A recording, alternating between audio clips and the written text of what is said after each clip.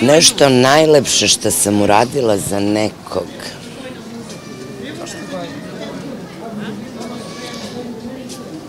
Poljubila sam svekru. Pa uvijek sam obradovala moje unuke. Mislim, pa nečim posebnim ne, ali svaki poklon i bilo što da uradim za njih uvijek je sreća i radost.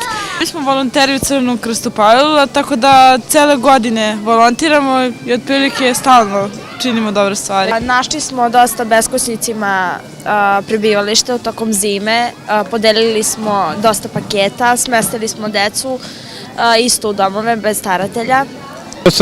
To sam uradio, vodio sam ga na more, da znate, te ovu devojku jednu.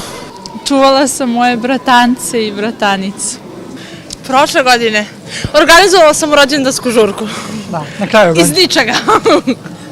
We got married. We got married last year. We got married in August, didn't we? So that was one of the most. Thank you.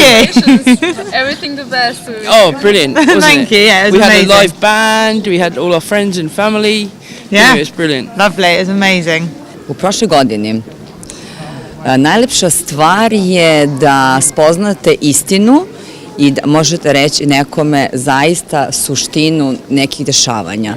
Znači, jer najgora stvar je manipulacija i zabluda koja se može stvoriti od različitih okolnosti. Apart from my family, probably the animals. We're helping the animals in Serbia as much as we can to help them with operations. Did you rescue some animals? Not me personally, but other groups here in Serbia. We're just sort of helping along. And you personally? Well, the local cats. Feeding the local cats. Moje sestri sam napravila za rođendan njen i kupila sam i poklon. Ne postoji jedna stvar, postoji 365 stvari. Svakoga dana moje deci kažem da ih volim najviše na svetu i svaki dan uradim nešto lepo za njih.